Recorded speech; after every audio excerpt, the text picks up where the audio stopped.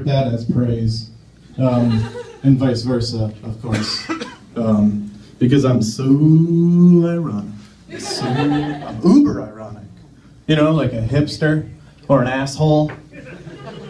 But please don't call me a hipster because I don't like to be insulted to that degree. All right, so how y'all doing? How are you? It's doing pretty good. That's my creepy white guy voice. That's who I am. I was born white, and I was born male, and creepy just kind of comes with the territory. Recently on the Twitster, there was a hashtag trending that was hashtag creepy white guys, and which makes sense because what can a group of white guys do in this day and age that won't be construed as creepy? Like, for example, I was walking downtown earlier, and I saw this group of white guys standing around in a circle, looking down, and I had just assumed immediately that they were just sacrificing some unfortunate house pet to the whatever dark satanic lord their fraternity worshipped. You know, like Baphomet or Beelzebub. Or maybe like, a demon lower on the demonic hierarchy, like Megatron or Sonic the Hedgehog. Coca-Cola, or the Koch brothers, the Koch brothers, Koch brothers. Anyway, who gives a shit?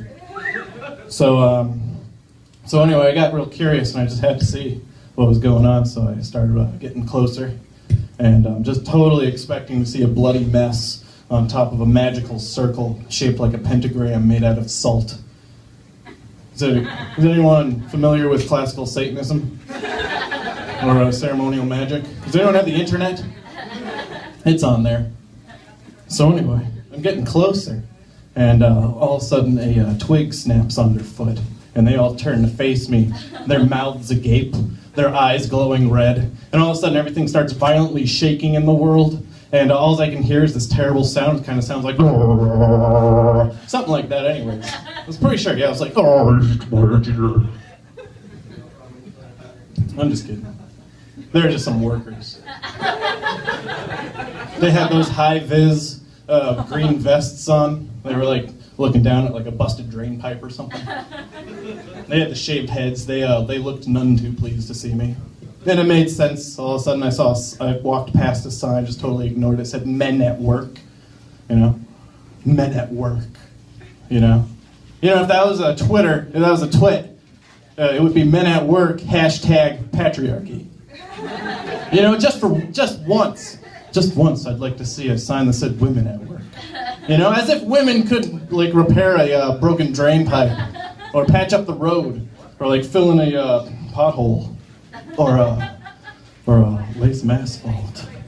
They could do it in like reflective bikinis. Or French-made outfits.